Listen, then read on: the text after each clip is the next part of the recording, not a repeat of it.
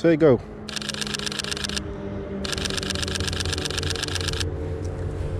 Nice.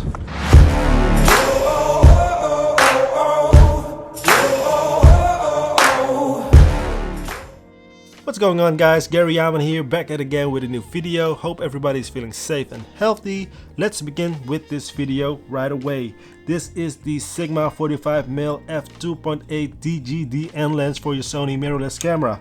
That's a whole lot to say in one sentence. So let's talk about the build quality first, then I will talk about the image quality, and then the performance, and then in the end the overall conclusion. Alright, the outside of this lens. As you can see, the lens hood itself, but also the lens itself, it feels very good, feels like metal. Not sure if it's metal or not, but it feels like it. The focus ring looks really nice and smoothly, feels very good. The aperture ring is very nicely built as well, not flimsy at all, and you can easily switch from f2.8 all the way up to f22, which is a good thing if you need that quickly switch around. I wouldn't recommend it for using it when you're filming yourself or filming stuff, because then you can hear the clicking noise. There is no declick or declick button switch, whatever, so you always hear the noise when you switch your aperture. This is a contemporary lens, but this reminds me a little bit of the older Sigma lenses. As you can see, it almost looks the same as well. I think they use some of those lenses as a like a recycle thing, I think. Not sure, maybe. But then again, let's continue with this lens. You got the autofocus, manual focus switch. You got the weather sealing gasket, which is nice, so you know that you have a lens that is very well built and very well protected. And then overall, just it looks very good, looks very vintage, very old school like. It feels like an old school lens. It is not an old school lens, but it feels like it, and I really like it. It reminds me of my Yashica lens that I had some couple of years back, and it feels good.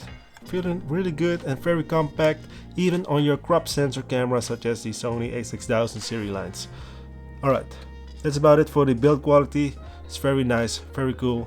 Let's continue with the image quality. Alright, the image quality of this lens is very nice as well. I'm gonna show you some pictures, and as you see, everything looks very good. The sharpness is there, the details are very present, there is little distortion, and then you'll see that purple fringing, that green fringing and stuff that almost all lenses have, except the higher end ones, but sometimes even the higher end ones do still get that fringing and stuff. But you can easily adjust that in post. As you see, both for photo and video, it looks really good. I'm very happy with the results it can give you, and I think even with a better photographer or videographer, you can get amazing pictures and images. So image quality, very good. Let's continue on to the performance of this lens.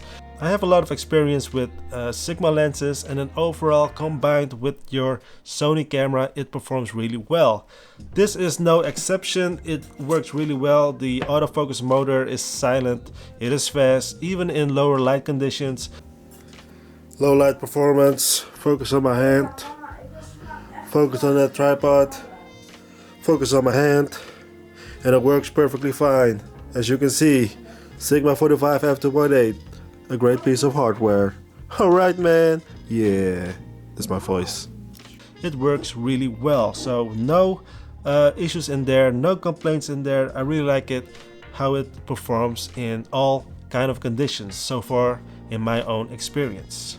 Alright, so how much is this lens? The price is a little bit different in lots of areas. I've seen it's now somewhere around 400 bucks in the US, but here in the Netherlands it will cost you around 550 bucks or euros.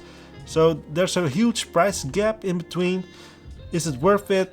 Yes and no. I'm not sure if people are wanting to invest that kind of money in an f2.8 lens, and it's still a 45mm focal length as well, and I'm not sure if people are willing to spend that money for this lens, even though it's very compact, small, and it performs really nice and gives you great images.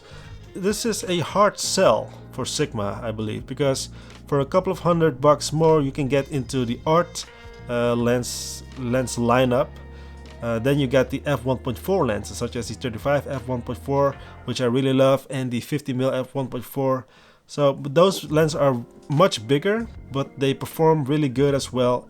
And it gives you that extra artistic look that you have with your f1.4 lens, which you don't have with an f2.8 lens, to my own personal findings or my own personal opinion. So alright, let's conclude this little review. I think this is a nice lens for people that are willing to invest into a small, compact, lightweight lens with great image quality, great performance, and don't mind having an f2.8 lens. Then this is a really good option. Also, it's really well built.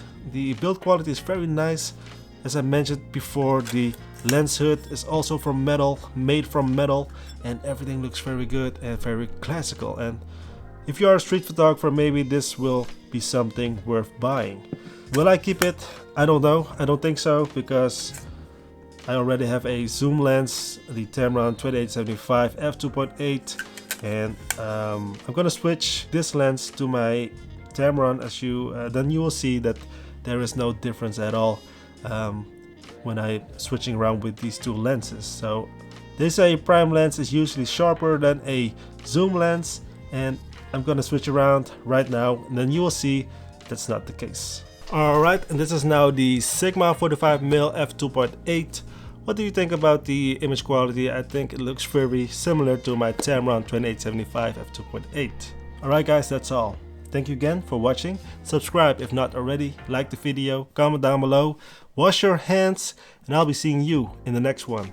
Good luck. Backlit situation.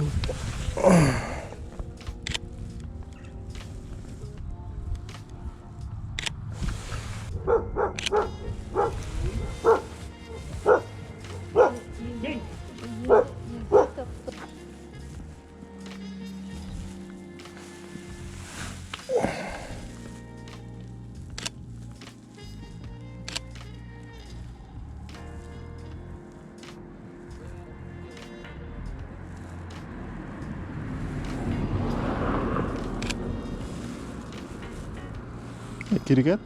No.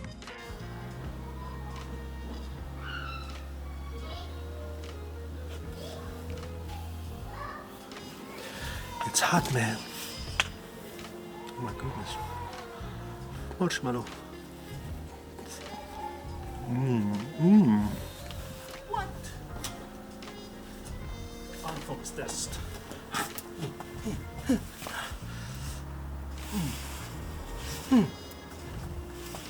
This is the autofocus test of the Sigma 45mm f2.8.